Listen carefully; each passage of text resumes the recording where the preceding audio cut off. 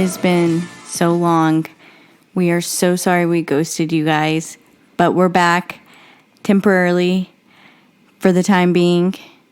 Yeah, we're going to have to take a break again because I'm pretty much about to leave. Well, we're in the midst of, we just finished buying our house. Woohoo! All right, yeah, so we finished buying our house. Last episode, we talked about, we were looking at a house and we were figuring out different options and figuring out how to use our VA loan. But we bought it. We're homeowners. We're homeowners. We'll talk a little bit more about that. But in that whole process, we're finishing up I'm finishing up my assignment here. Courtney's finishing up hers. We're going to be leaving at different times pretty much. We're going to be moving out our house, staying in a temporary house, like an Airbnb temporarily, because I will be going to San Antonio, and it requires me to pretty much leave our base over here overseas, and I have to terminate my housing contracts, get rid of my car, do all those, like, all the crazy things that, you do when you have an established life. I gotta undo all that. So that's a huge list, right? Fortunately enough, like my work center is pretty accommodating, and they're like, hey, just take care of what you need to take care of with your home. That's your job right now, and figure out how to terminate all your stuff and I guess move on out. And then you got what? I have so I'm on a military assignment right now where I'm activated on an active duty status. And so I will be wrapping that up fairly soon. And then I will have to go back to my civilian job here in Germany and close out over there as well. And then we will be meeting Abe in the States and starting our new life there. I feel this has been an interesting time. I don't think that in the beginning that I thought that maybe the joke was on me, but I thought there would be more organization to what the military calls out processing when you're leaving one base to go to another. I thought there would be more of an organization and we would have more of a routine in this season right now. And it's more like it's just a lot of chaos between everything that we need to do to leave here, and then you throw in the mix that it's me and Abe with our toddler, and then you throw in the mix that we're trying to buy a house, and it has been just it was chaos. I feel like there's no other word to describe it other than that, especially because of the time difference, which killed us. I think we got into a dangerous routine of staying up until midnight to 1:00 in the morning, like every week for a month straight, to the point that I was going to work and I just was like, I don't feel like myself right now. So tell us what your experience was like. Give us a spin on what your take is in the home buying process. So, like as like somebody trying to like give advice, or like how we experienced it. How we experienced it. It was crazy, right? Like you said, time difference. So we're pretty much when we're going to bed, people are conducting business in the States, right? I think where we're going is Denver, mountain time. So it's like an hour behind New York or something like that, or ahead of California. Mm-hmm. I don't know, but it's complete opposite to us in Europe. So we pretty much we're answering questions or having to do any of our viewings. What, like one in the morning, or? Yeah. So like how many houses did we look at?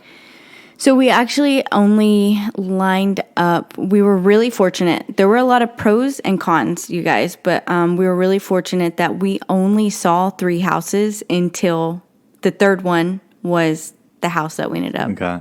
But I think we looked at like a total of like how many houses? And then Like, just, probably like, like through just listings. searching through listings and online through Zillow, like it had to have been like over 100 houses. Like, because we would lay in bed at night and just scroll and look and map out like which neighbor. Before we knew what neighborhood we wanted to live in, we were like just going through the map, like pinpointing, okay, like this, the realtor said like this is a good location and that's a good location. So then we would just like put in the zip codes and look. It had to have been over 100 houses between the two of us that we looked at.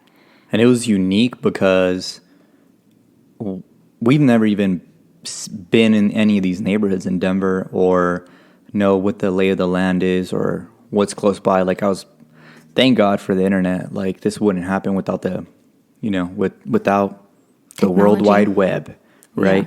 Because pretty much I was going on Google Maps, looking at the house, looking at the address, cross-referencing the school district, right? Because we have a child and now we have to think about that. The school district, the crime rate, what the neighborhood looks like on Google satellite images, and see if they have like a 360 view of the neighborhood. And is there a lot of litter on the house? Like, because the pictures that they show you are always like immaculate, right?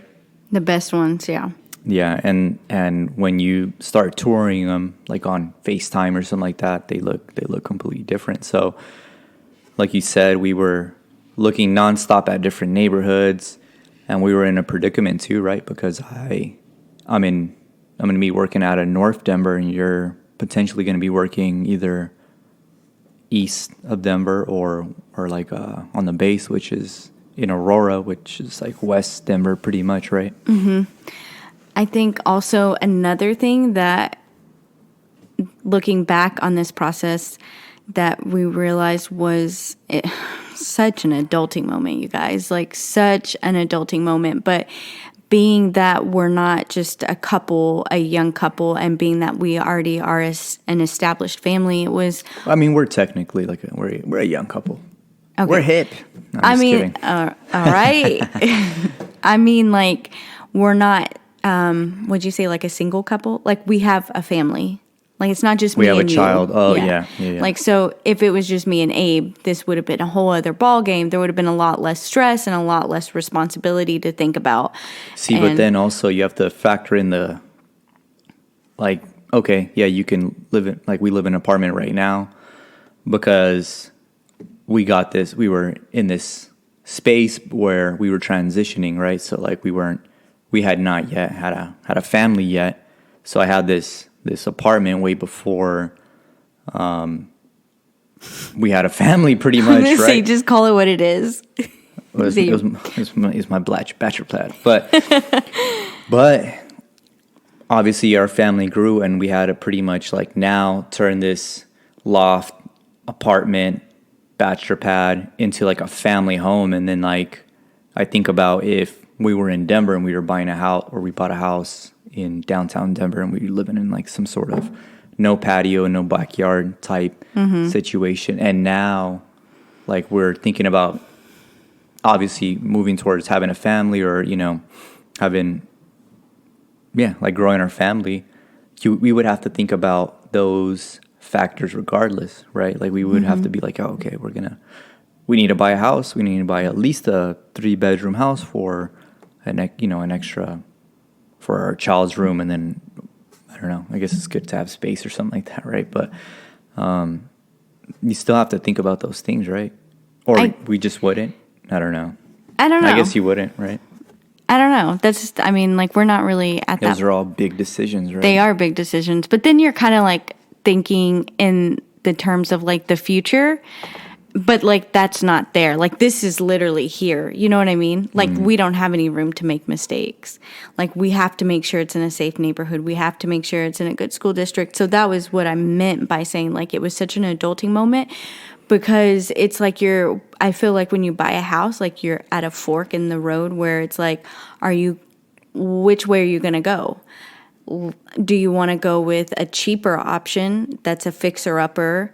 And then what we were, like for us personally, it was what the places that we were looking at in the beginning, they were all fixer-uppers, and they weren't in bad locations, but they weren't in the best locations. And maybe the school districts weren't rated as high.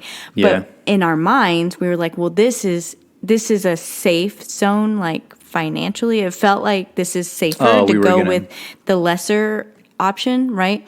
And then I think like just as time went on, we kind of realized like, hey, it's more of a priority for us to be in a very good neighborhood and a very good school district.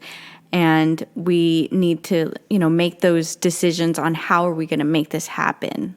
And I feel like we had so many conversations where it's like you pay almost about the same when you think about it, whether you're fixing it up or you're, replacing the stuff that's stolen from your car, for example, because we live downtown here in Germany and we get stuff stolen from our car every so often.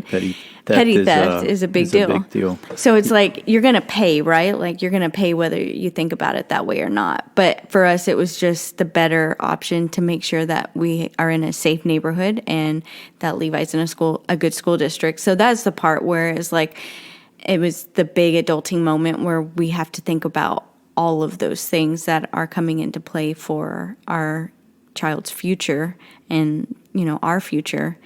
And I feel like we're really lucky because we only virtually saw 3 houses until we found the one that we liked. Yeah, I forgot that we had planned on buying a fixer-upper, right? And we were like, we'll build the equity and, we'll build equity on this house and what's up? I was going to say, tell them what your first idea was in the very beginning before we even knew where we were going.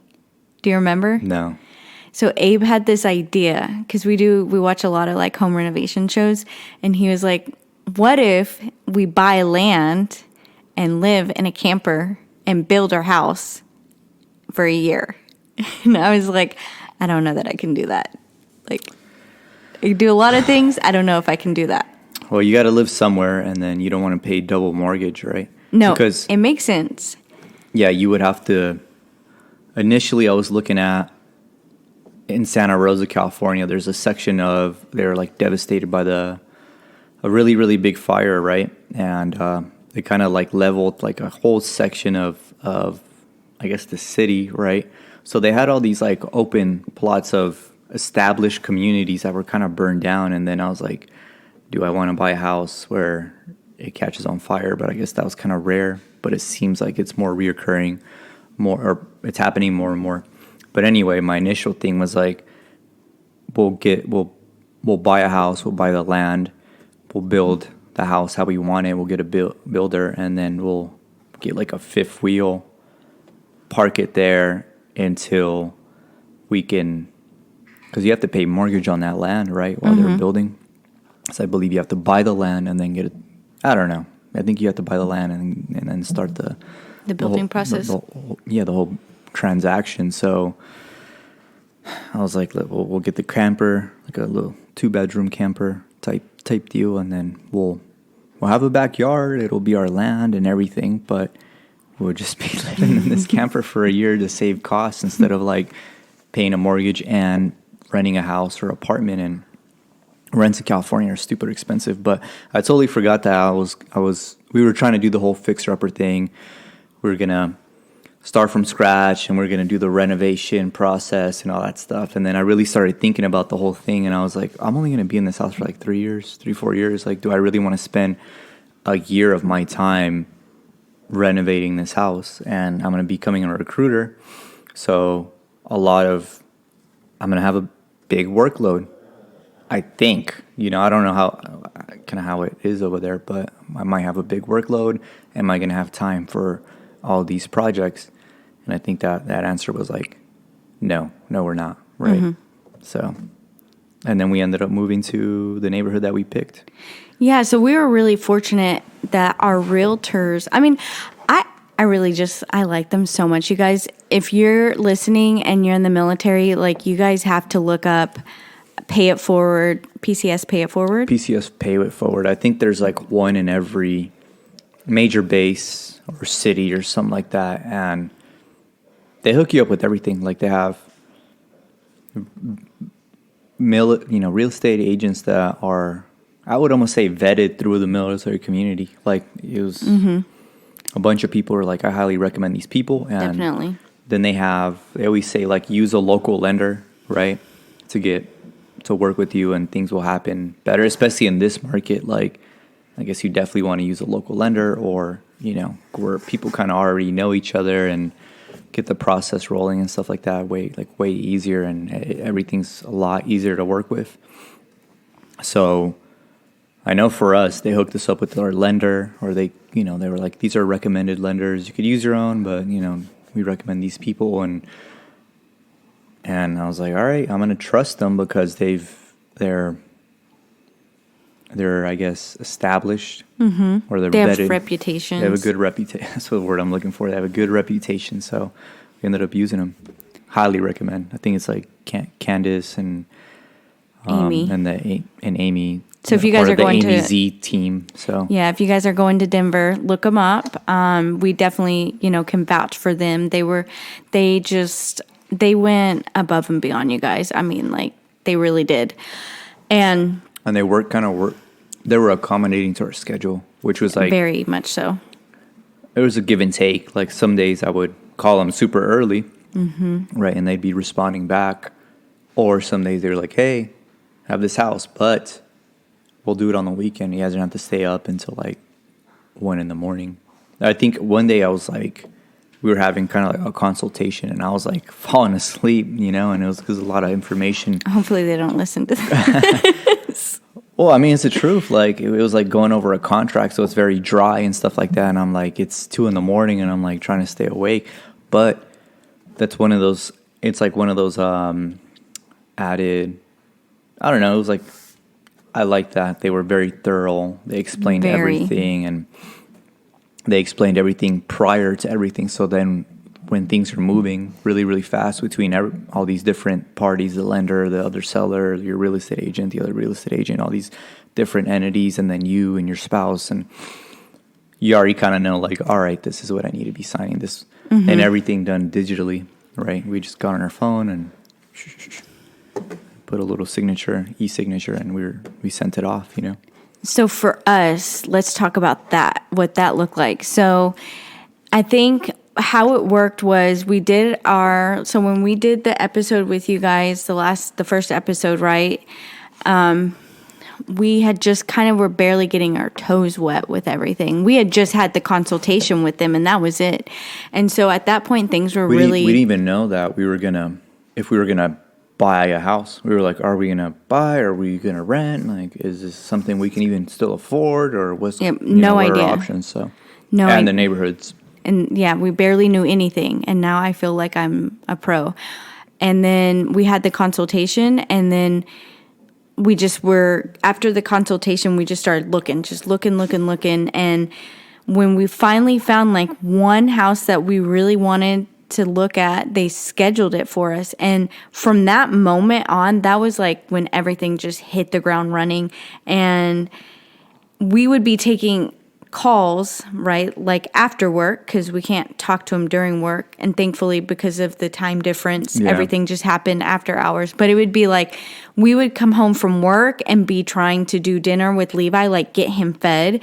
And then like one of us would shower, bed, all that stuff. And then be working. And like, or trying to like appease him if both of us had to be on the phone. So it's like there was a lot of screen time that Levi had, a lot of Blippi and Frozen and Elmo that was going on, just so we could take these calls and we could take these FaceTimes, because sometimes they needed to talk to both of us. And it's like, we don't have a sitter here that is readily available at all hours of the night and day. And so it was just, those were the parts that were kind of hectic, because I would be like in the middle of bath time with Levi, and then... What's crazy is I never even seen the house, like video. Oh, yeah. Oh, also, so the house that we bought, our home, right? Sounds like Abe, like a disaster. I know. Abe never saw it. I saw it on FaceTime. And the reason why Abe never saw it was so that was another thing, was that sometimes like we all came together as a team, right? But like not everything was perfect or picture perfect, I would say. So like the day, you guys, we found this house, like Abe found the house. And I think I may have saw it too, but I don't know.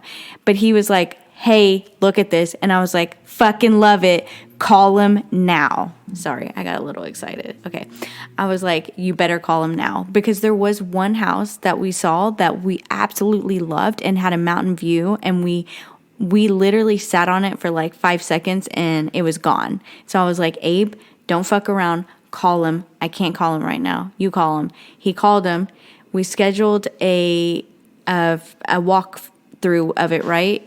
You guys, they ended up calling us the day that we were in Stuttgart. We went out to Stuttgart to. If you know where that's at, it's like 2 hours away from where we live, and we were at the zoo playing with Levi. So we're on our way back, and they're like, "Hey, you're gonna look at this house," and I'm like, "Damn, we really need to get home," and I can't really tell them no, because if I tell them no, well, this time's not going to work for us, we might not be able to see the house, which in turn is maybe we won't get this house that we really want, right?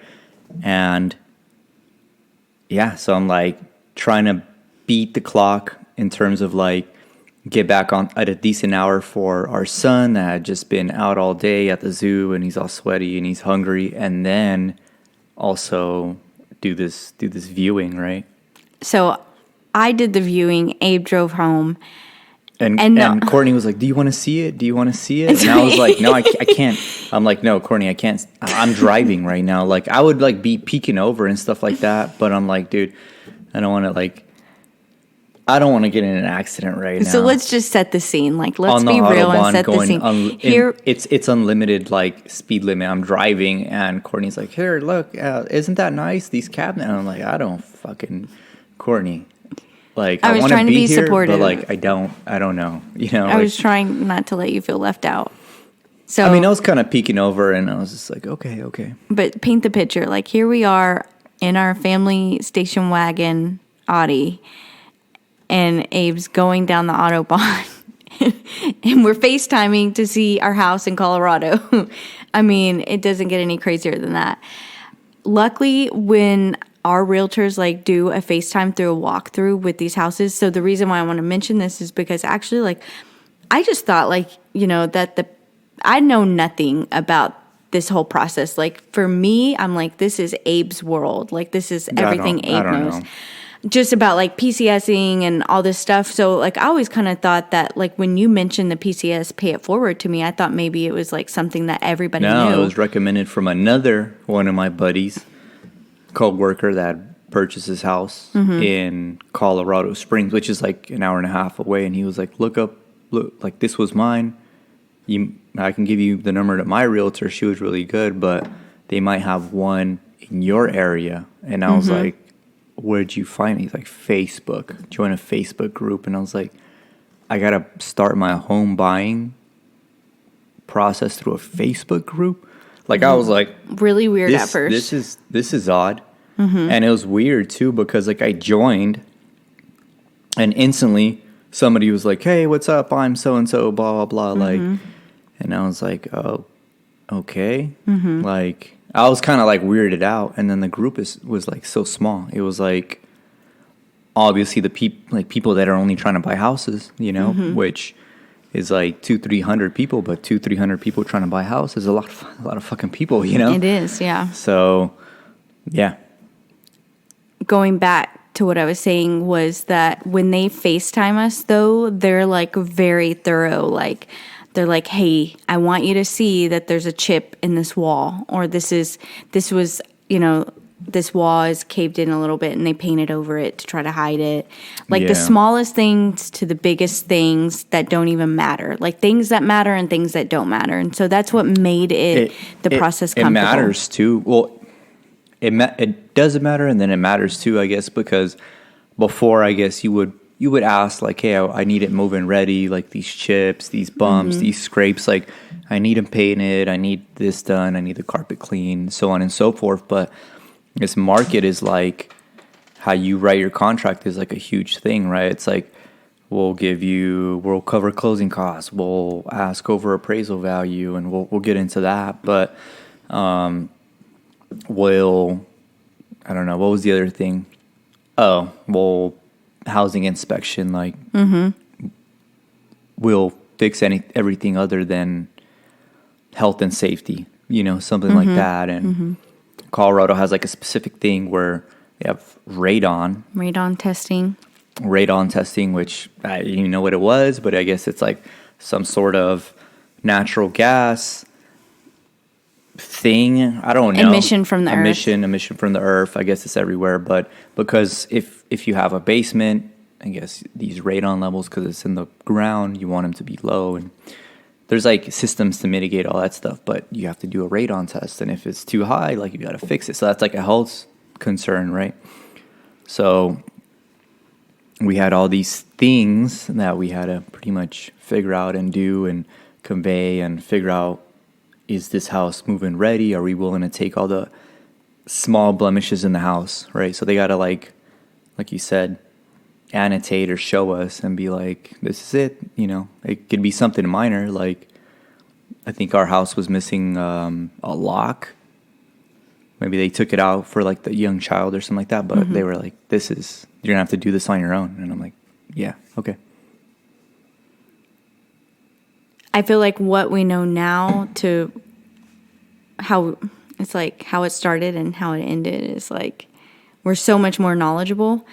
And I just didn't know that. So if you're in our shoes where you haven't bought a house or you're thinking about buying a house, like I got the best advice. Like my friends were like, you just got to be ready to hit the ground running. Like, because once it starts, like it doesn't stop until it's over. Dude, it was like it's like an avalanche, or it's like a it was like an avalanche. Everything was just like coming left and right, emails and or a phone calls. Rolling snowball. Right? Yeah, it's like a snowball effect. Yeah, it's just like starts small, like, okay, you're viewing the house. Okay, now you're in contract. And then it's like this mad sprint. They're like, send all these documents in, do this, and, sign this, sign that. And then we were overseas, so we had to close overseas. So I had to like go to find my own notary, figure out the notary thing. COVID's affecting us. Like we can't get into the base notary, and we weren't supposed to be in the office for we were only allotted like a certain amount of time because of COVID, quote unquote, which is crazy because when I hear people talk about what it's like in the States, they're like, COVID doesn't even exist. I'm like, are you kidding? It's how we live life here. Like, I think they're locking down LA again. Again? Yeah. Oh God. Okay. But I mean, if you're in Texas and Florida, it don't exist, right? So yeah. So there you go. But we were only allotted a certain amount of time in the office, and then we went over that time, and we probably could have gotten in trouble. But I don't. It's just one of those things where it was like a pain in the ass. And then I didn't know that I thought it was like a overarching notary stamp on the document. It was like only certain things get notarized, and here I pull up, and it was like a mad dash for them to email them to me, and then I had to print them out, and I didn't tab them out, and the lady was like upset that I didn't tab them out, and we had to go through every paper, which I guess you're supposed to do anyways, right? They're supposed to like read it to you and do all this stuff, but this lady was just like, all right, just give me what needs to be notarized. I don't care about anything else. And I was just like, okay. You gave her the classic Abe look. Yeah, I was just like, well, you're gonna have to work with me at this point. Like, I'm here. It was a process. I think now that it's over, I mean, we closed about 2 weeks ago. And it's weird too because like we're not even there. There's people still living in our house because we gave them like a grace period to move out with our contract, and so we're like, okay, it's our house, but I guess it's still not our house. Yeah, and everybody's like, congratulations on your house. Like, thanks. We haven't even seen it yet. I've never even seen it. Abe's never seen it. We've never stepped foot. I've seen through pictures and like very detailed pictures, and I trust the pictures and stuff like that. But and Courtney's judgment, but it was crazy. It was crazy too because I don't know if you remember, but they recommended certain communities, and we were like, no, we're gonna go through our own stuff. Like because I was just like, I don't trust people right off the rip, you know. So if somebody's like moving in this community, I'm like, do you have my best interest in mind? You know, and I was just like, I don't trust you, you know? And the communities and the areas that they're telling, somebody was like, don't move there. But I started looking up reviews and they were like, oh yeah, like 10 years ago, you didn't want to move here, but this community is like a master plan. It's Reunion, Colorado.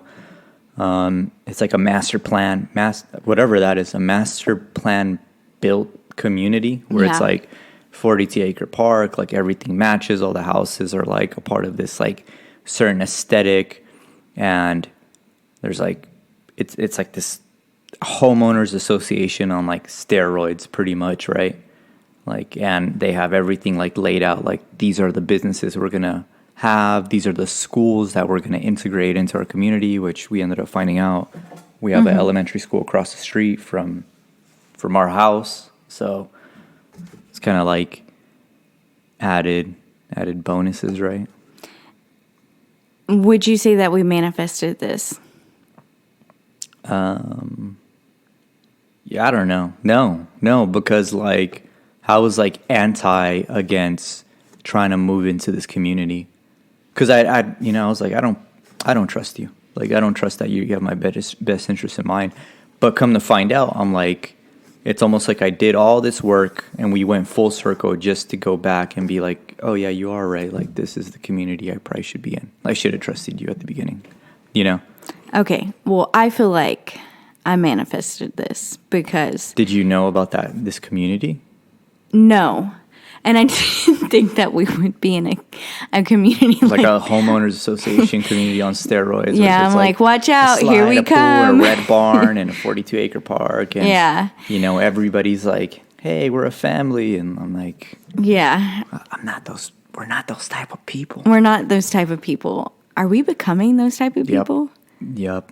I'm and it was totally crazy into it, in though. This community, it's like a millennial community. So everybody's like 30 years old with a kid. You guys, we're super excited. Like, can you tell? So it's weird. Like, it's like we're with other people that are just like us. Weird, right? Yeah, we're like turning into those people. Yep. We're like going to be a suburban family. Yep. A suburban neighborhood family. I need to buy polo and cargo shorts and my Monarchs, my Nike Monarchs, those old grandpa dad shoes, the white shoes with grass stains on them. I'm so embarrassed I'm right about now. to buy those. Turn dude. off the mics, please. I'm about to buy them, and when I go mow my lawn, I'll put them Air Monarchs on and just put them bad boys in. I'm like, yep. You walk around saying a bunch of dad shit like, you're already halfway there. This isn't going anywhere. Especially when you bought the Crocs and you made us all wear Crocs. So let's I get a lot of compliments on those because we all have matching charms, like Everybody thinks it's super cool because we all have taco charms on our Crocs. I don't even know why we're talking about this, but we're those people. We're turning into those people. I guess that's what happens when you get older. I don't know. Super excited. I would just like to say for the record that we spent many nights talking about things that we wanted our future house to be. And of all the crazy shit that I would say, you guys, like I never in a million years thought that I would have a toilet in the States in its own room, okay? I thought that I was going to have to go back to the States and be like everybody else with my toilet next to the sink in the shower, okay? Is that your flex? That's my flex. Okay. I'm like, just so everybody all you knows. need to know about this house is that the master bath has a toilet in its own room, and I'm super thankful and grateful. We could have moved into a shack, Hashtag and blessed. as long as this had its own toilet room, Courtney was going to be happy. Yeah, basically. And what's crazy is it was like impossible to find that. It was. When I saw it, I just need you to know that when I saw it on FaceTime, I was like, this is the house. This is the it. house for me. You're like, I don't care about anything else, but this has its own toilet room. Yeah, so you have no idea. No idea. We're excited. So also, can we just take it back and be honest of where we started before, I mean, even you and I existed, right? So you were like, I wish I would have done this in my early 20s. So can you give our listeners who are younger and or even military listeners, like going back, because you were like, I wish I would have bought my house. I think I fucked up pretty much. So I give wouldn't them say advice that fucked you up, wish you but would have had. I think at 20, or like 10 years into the military or something like that, right? I wish I would. It's one of those things where you're like, people are like, hey, invest in your TSP. You're like, oh yeah, for sure. Later, you find out like I should be moving my money into different places and different investments other than the TSP. So it's like one of those lessons learned as you come. And I try to teach it to my airmen and stuff like that. But one of the bigger things was the VA loan is pretty to me, I'm like, it's pretty fucking powerful because like you can have pretty fucked up credit.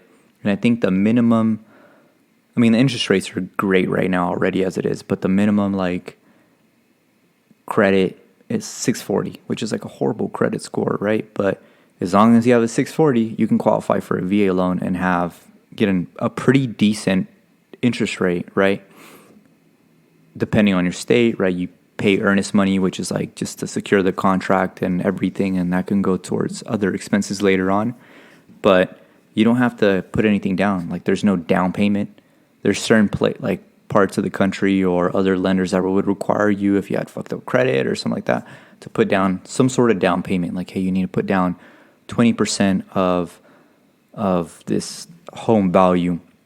Which, if you're moving into like California, you know, houses are going for like $500,000, $500,000. 20% of that is like $80,000, $90,000, and a lot of people.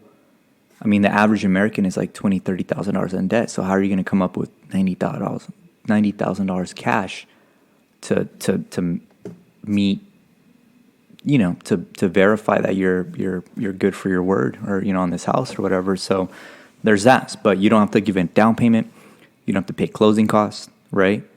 Or they don't require you to. And, you know, closing costs in this, at least right now, a lot of people are like saying like, hey, you got to pay your own closing costs.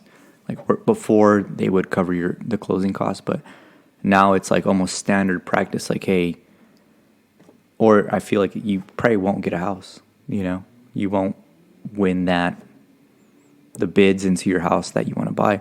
So, or the offers, like you won't, you know, have a good offer to stand on. So paying for the closing costs is beneficial, right? And it's like $10,000, $8,000, somewhere around there, right? Depending on wherever it is that you're buying. But it could be, I mean, that's a lot of money for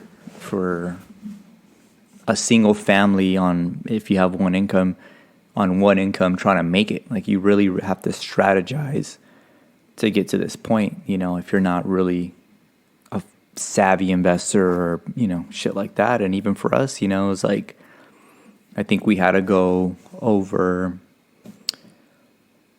what the house appraised at, right? And we had to meet the difference because the VA loan will only cover at appraised, whatever you appraised it at, right? So,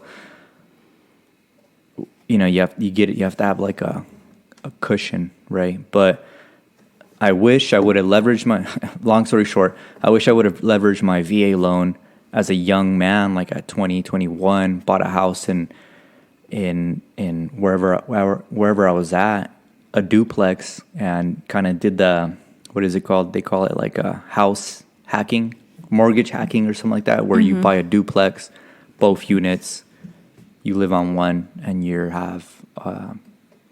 renting it on the other one. And I wish I would have done that every year or something like that, you know, and just kept buying houses and houses. I mean, something I want to do now, but I wish I would have done it earlier.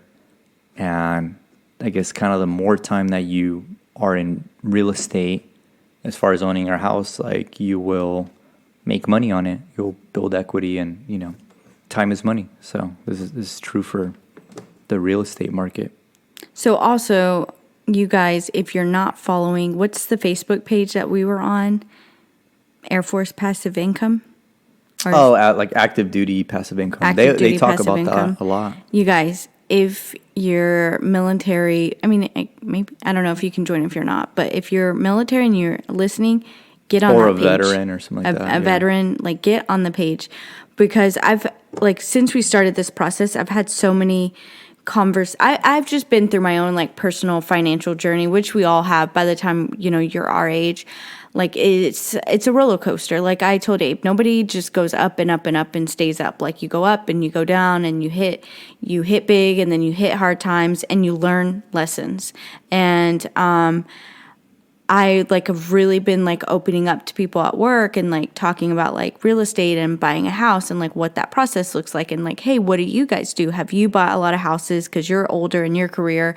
And it was really surprising to me that I only, like, found one person that is actually in real estate, like, investing. And then, like, it was surprising how many people, like, just were like, I threw away a lot of money over my BAH, which BAH is a military term for a housing allowance, over the years to rent or to live on base. I never bought a house. Yeah, you're pretty much paying somebody else, which you could have been paying yourself pretty much. And so I feel like, like, maybe it's the best kept secret. So my spin on it is, if I could go back to my younger self, I went through 2 deployments before I left active duty, and I made so much money on both of those deployments separately.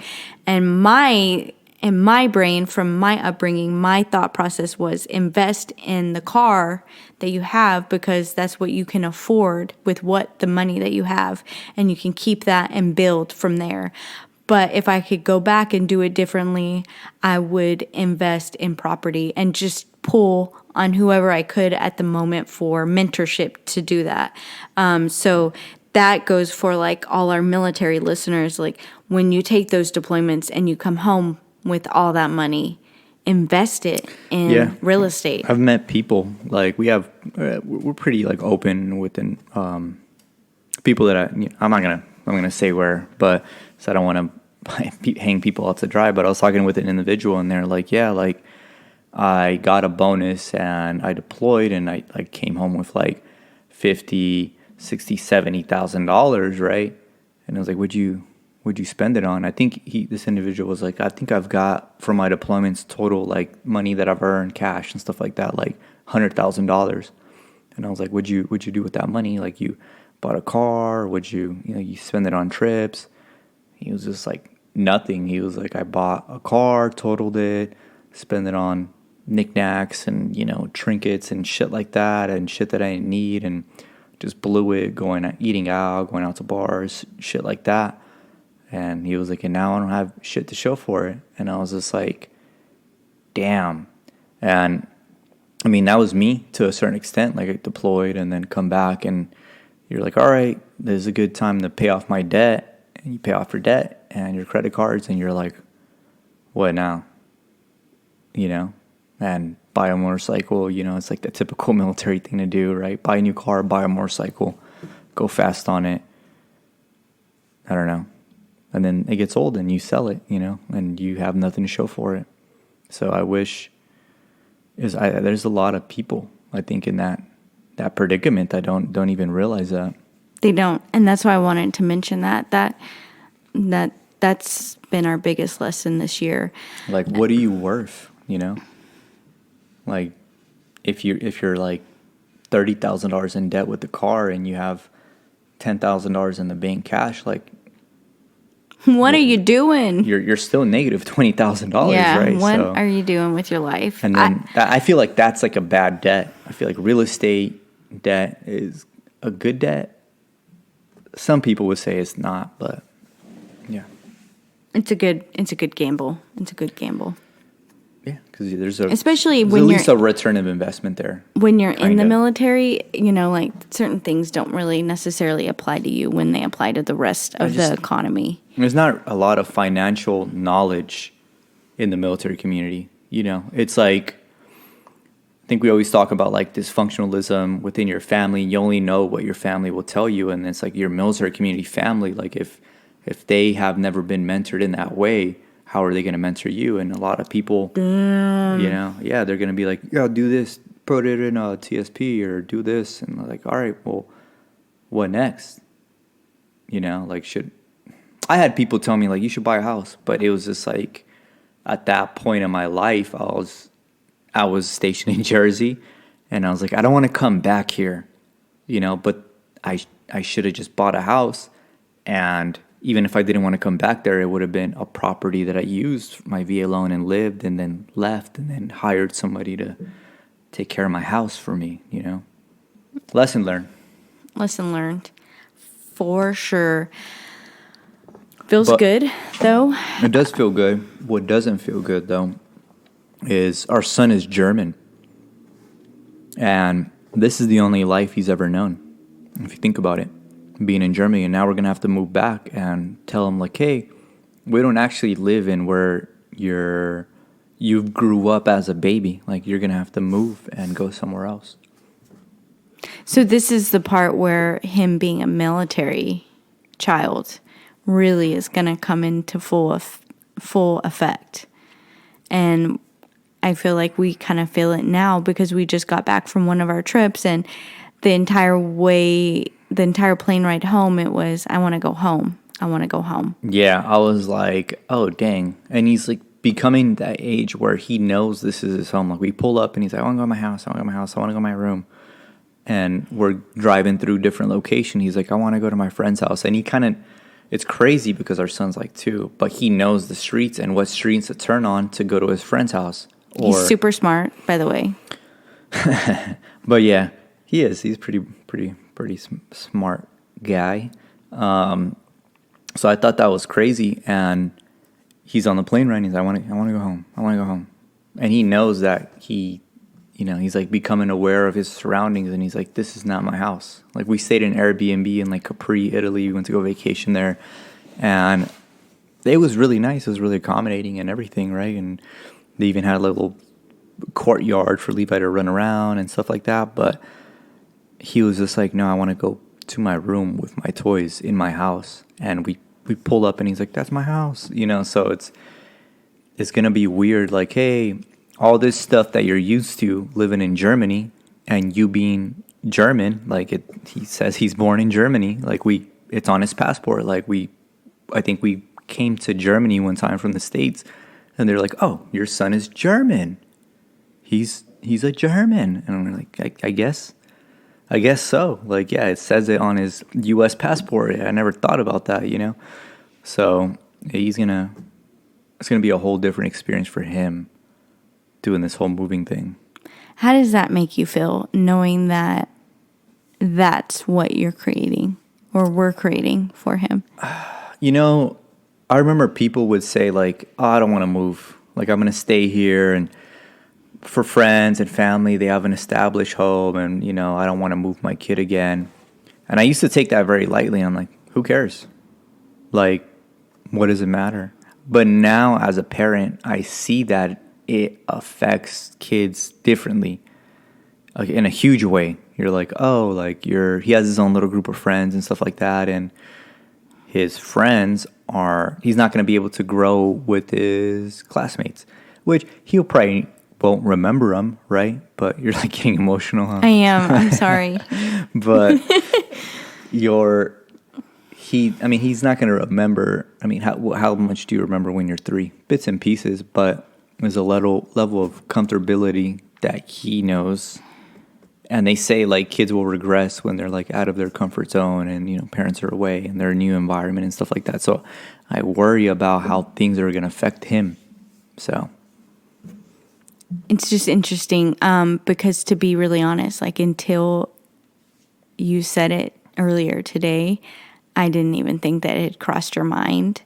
And I think about it a lot. I just don't want to harp on I wouldn't say it's a negative thing, but it makes me feel, I wouldn't say low, but like a different vibe. I'm like, damn, like I don't want to move my kid. I don't want to leave my kid, like, and I'm gonna have to leave my kid and then and then displace my son from his house and then move him to an Airbnb, which is not his house, and tell him like, all right, shut up and color.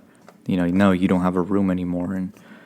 But it's in how you present it. And then you have to think on the flip side. Like, think of everything you knew when you left Stockton, right? Which wasn't very much because you only knew Stockton, and then you joined the Air Force and you're like, holy shit, it's a big world out there. And Stockton is just one small place out of all the places. And I have a lot to learn, right? It's weird. Yeah, you're right. Because, I mean, you travel in California, right? But you don't ever, for me, it was kind of hard to think living in a different place. One, I think California is awesome. Like, I would never think, like, I'm going to go live in Denver, You would have never thought that? No, actually, I was talking about it with my dad, too, and he was just like, oh, what is it like in Denver? I was like, oh, it's super cold there. It's always cold there. And I'm like, oh, no, actually, like, I think it's like top 10 sunniest places in the country. Like, it gets more sunshine than Florida.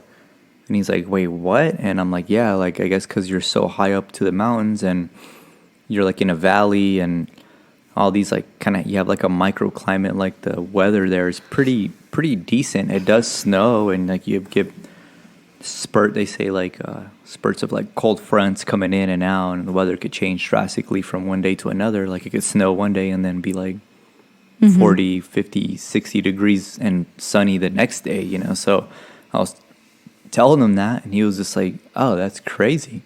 And he's like, I didn't know that. And I was like, yeah, that's the climate over there. And he's like, well, how does it look like? And I'm like, well, there's like mountains, but the city of Denver is like and I think we were talking about the other day, I was like, they have an NBA team, they have an NFL team, they have a hockey team, soccer team, and then they have like all these, it's a city, like with a lot of shit to do. So I try to think of it because it's not Stockton, like, yeah, or Wichita Falls. And like, for me, like, I couldn't wait to leave. I wanted to get out so bad, like I'm living the life I dreamed of. But I think of Levi and I'm like, it does break my heart because he has so many friends, you guys. And like some of his friends that he's been friends with since he started the CDC.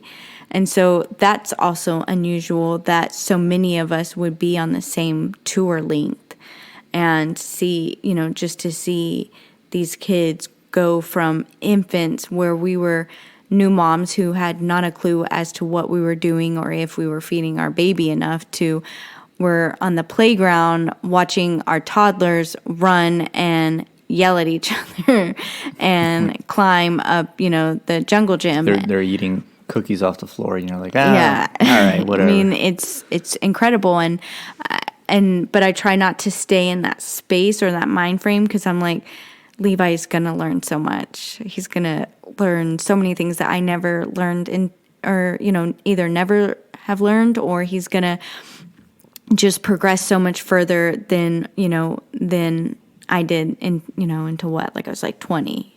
And then I also think of the fact that like it's exciting because he's going to make these friends, and then we'll cross paths with each other later on in life or in assignments, and they'll reconnect, and that's an experience in itself. I think sometimes growing up in the same town, going to your family's house for Christmas and Thanksgiving, like maybe, that's one way to live. And this is just another. And there is something to be excited about. I am looking forward to obviously Denver International Airport, like every plane stops there, right? So like I'm super happy that tickets to Dallas are like $60 and tickets to Las Vegas or Sacramento or Oakland or San Francisco or the East Coast are like $60 round trip. So I'm like, oh, thank God, and the flight's not that long. It's not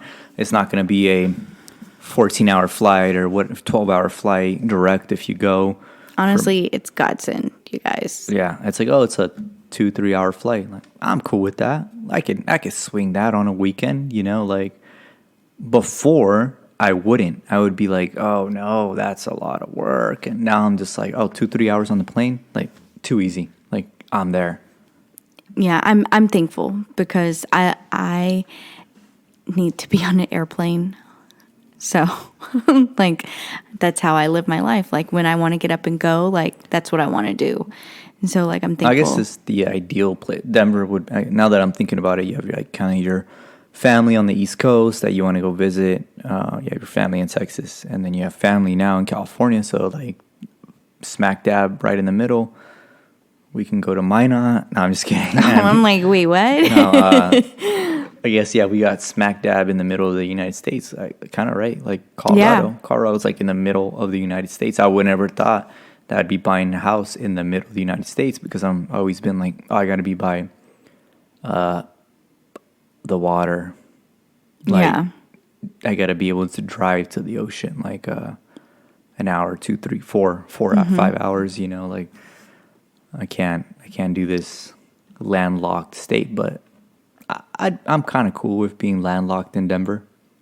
Me too, because the mountains are like another type of nature that you can appreciate, and It's I think, not flat. yeah, and I think that's like something that's like a necessity for us, and for me, like if anything I've learned with moving to Germany is that I need to be by a big city, so I feel very blessed that we got everything that we wanted. I'm very thankful. And now, what's next?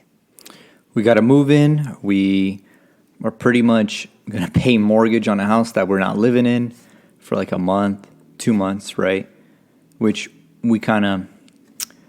they advise us not to do it, our real estate agents, but I was like, no, let's do it because I'm going to be in a space where I'm going to be away from you, and then we're going to have to I'm going to have to coordinate with you on FaceTime and with these people. Like, in my head, I was like, that's too much. Like, that's my stopping point. I was like, I'd rather pay mortgage for a house that's going to be sitting empty for like a month and fucking do everything now and get done instead of like right now we're pretty much at the end of our tour. We're like, I'm balls to the wall, like trying to fucking out process. And I couldn't imagine like, hey, we're going to be moving and having our shit picked up and we're going to be buying a house and you're going to be leaving and I'm going to be leaving. Like it was too much. That's too much. I think they say like moving is the number one stressor that somebody can do, right? And then it's really draining financially. So being in the military, moving, and then like it's financially stressful when you're buying a house and moving across overseas because you need to have like a little nest egg to rebuy a car, to rebuy this, sounds stupid, but like to restock up your pantry because obviously you're not going to ship all your stupid spices or all your perishables in your household goods. Like you're going to have to restart and buy new cleaning supplies and do all that whole thing. So I'm glad that we did it before. Me too. I know I didn't. I didn't. You were really against it. I was. And for all the same reasons that played out, like us not sleeping, us giving Levi the TV, like, here, watch Blippi for longer than what I would have wanted to admit. And just the constant being on our toes and stress, which it wasn't that stressful. It could have been a lot more stressful. Thankfully, we had realtors who were really looking out for us, but it didn't take away for the fact that, it's a lot of work to buy a house. Those were the reasons why I was like, no, I want to wait. But you were right. And, if we would have waited to do all of this when we got there, that could have pulled on a whole other set of stressors that may have weighed out to be more than this. Yeah, it would have been too much. But with that being said, if you have any PCS tips and tricks, hit us up. Let us know because we need to know and we need to tell other people about these tips and tricks But yeah, what do you got? You guys, All right. make sure you rate, subscribe, review, and we will catch you guys very soon.